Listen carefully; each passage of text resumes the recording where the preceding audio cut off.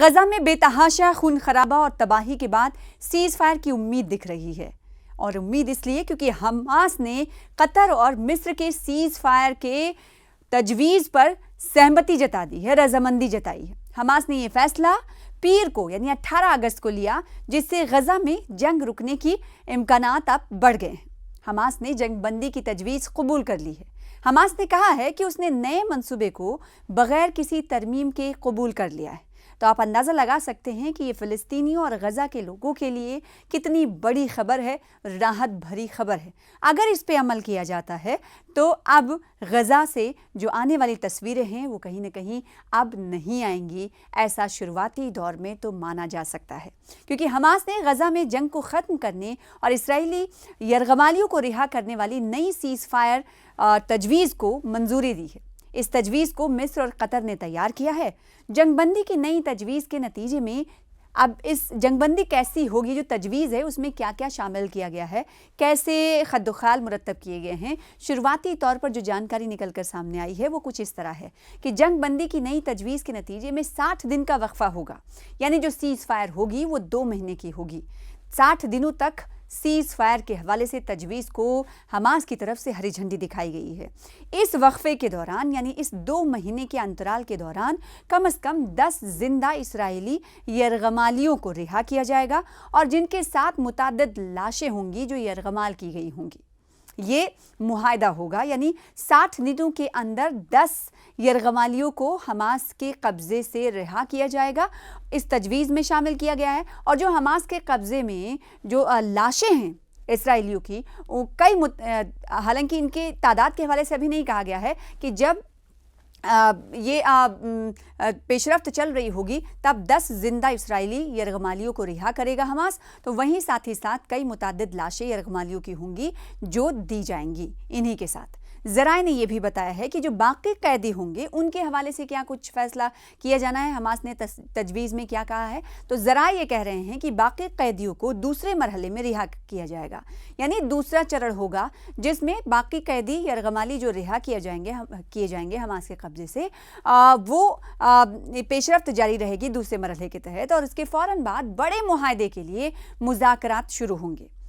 یہیں پر یہ تمام چیزیں نہیں رکیں گی، بڑا معاہدہ ہوگا کرنے کے لیے مذاکرات یعنی بات چیت شروع ہوگی تاکہ تنازع کا مستقل خاتمہ ممکن ہو سکے۔ دیکھیے شروعات ہو رہی ہے، شروعات اچھی ہو رہی ہے، خون خرابہ نہیں ہوگا، کیونکہ حماس کی طرف سے اس حوالے سے تجویز کو منظوری دینا بڑی بات ہے، اور بڑی بات اس لیے اب دیکھنا یہ ہوگا کہ اس پر عمل کرتے ہوئے، کیونکہ جب مذاکرات کے میز تک دونوں ممالک پہنچیں گے ثالثی کے تحت یہ جب مذاکرات ہوں گی، تو ظاہر سی بات ہے مذاکرات میں امن کے خواہاں لوگوں کی طرف سے اس تنازع کو ختم کرنے کی کوششیں کی جائیں گی تاکہ جو تنازع ہے اس کا مستقل خاتمہ کیا جا سکے، ممکن ہو سکے، جس میں بین الاقوامی ضمانتیں شامل ہوں گی۔ اسرائیل نے حالانکہ اب سوال یہ اٹھ رہا ہے کہ اسرائیل کی طرف سے جب حماس نے رضامندی ظاہر کی ہے، تجویز کو قبول کر لیا ہے، تو آخر اسرائیل کیا کہہ رہا ہے یہ بھی جان لینا بہت ضروری ہے۔ اسرائیل نے ابھی تک اس معاہدے پر رد عمل ظاہر نہیں کیا ہے۔ فلسطینی حکام کے مطابق توقع ہے کہ ثالث یعنی میڈیٹر باضابطہ معاہدے کا اعلان کریں گے اور جنگ بندی مذاکرات کی بحالی کی تاریخ طے کریں گے۔ وہیں امریکی مداخلت ابھی تک ایک طویل مدتی فائر بندی حاصل کرنے میں ناکام رہی ہے۔ یہاں پر یہ ذکر کرنا ضروری تھا کیونکہ آپ نے دیکھا ہوگا کہ پچھلے دنوں گزشتہ مہینے امریکہ کے صدر کی طرف سے، پریزیڈنٹ کی طرف سے، ڈونلڈ ٹرمپ کی طرف سے سوشل میڈیا کا سہارا لیتے ہوئے کہا گیا تھا کہ دونوں ملک جس میں اسرائیل اور ساتھ ہی ساتھ فلسطین کا حماس، دونوں جنگ بندی کے معاہدے کے حوالے سے رضامند نظر آ رہے ہیں۔ یہ کہنا تھا ڈونلڈ ٹرمپ کا، جس پر اسرائیل کی طرف سے حامی جتائی گئی تھی۔ تو وہیں حماس کی طرف سے 2 ٹوک انداز میں کہا گیا تھا کہ پہلے ہم اس تجویز کو پڑھیں گے، پھر اس کے بعد ہم بتائیں گے کہ ہم نے اس تجویز کو قبول کی یا نہیں کی، یعنی سیز فائر معاہدے کی۔ انہوں نے کہا تھا کہ ابھی تک حماس کی طرف سے کہا گیا تھا کہ وہ آنے والے وقت میں بتائیں گے اور ہماری شرطوں پر ہم اس بات چیت کی میز تک آئیں گے، مذاکرات تک آئیں گے اور سیز فائر کے حوالے سے کوئی فیصلہ لیں گے، ہم یہ سوچیں گے، حماس کی طرف سے کہا گیا تھا۔ تو اس لیے اس ضمن میں یہ کہنا صحیح، کہیں نہ کہیں بہت حد تک صحیح کہ امریکی جو مداخلت تھی وہ طویل مدتی فائر بندی معاہدے کو حاصل کرنے میں ناکام رہی۔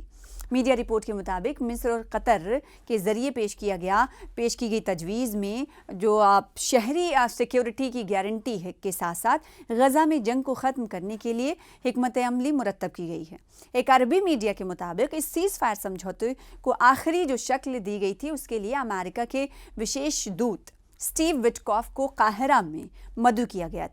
کیا جائے گا، اور اس سمجھوتے کو لے کر قطر کے وزیر خارجہ شیخ محمد بن عبد الرحمن الثانی نے بیتے پیر کو قاہرہ میں مصر کے صدر سے عبد الفتاح السیسی سے ملاقات کی تھی۔ اس دوران غزہ میں سیز فائر کے جو پریاس ہو رہے ہیں، کوششیں ہو رہی ہیں، اور ساتھ ہی ساتھ یرغمالیوں کی عدلہ بدلی پر بات چیت ہوئی تھی۔ ساتھ ہی ساتھ اس بات کی تصدیق قطر کے وزارت خارجہ کی طرف سے کی گئی۔ غورطلب ہے کہ اسرائیل پچھلے گزشتہ دو سالوں سے غزہ پر لگاتار حملے کر رہا ہے۔ ان حملوں سے غزہ میں بھاری تباہی ہوئی ہے اور غزہ میں رہنے والے لوگ بھوکمری کے شکار ہو رہے ہیں۔ اسرائیلی حملوں میں 60,000 سے زیادہ غزہ کے لوگوں کی اب تک موت ہوئی ہے، جن میں سب سے زیادہ خواتین اور بچے شامل ہیں۔ یہاں تک کہ ایمنسٹی انٹرنیشنل اور انسانی حقوق کے دیگر گروپس اسرائیل پر غزہ میں فاقہ کشی کی دانستہ پالیسی نافذ کرنے اور فلسطینی زندگی کی صحت، بہبود اور سماجی تانے بانے کو منظم طریقے سے تباہ کرنے کا الزام لگاتے رہے ہیں۔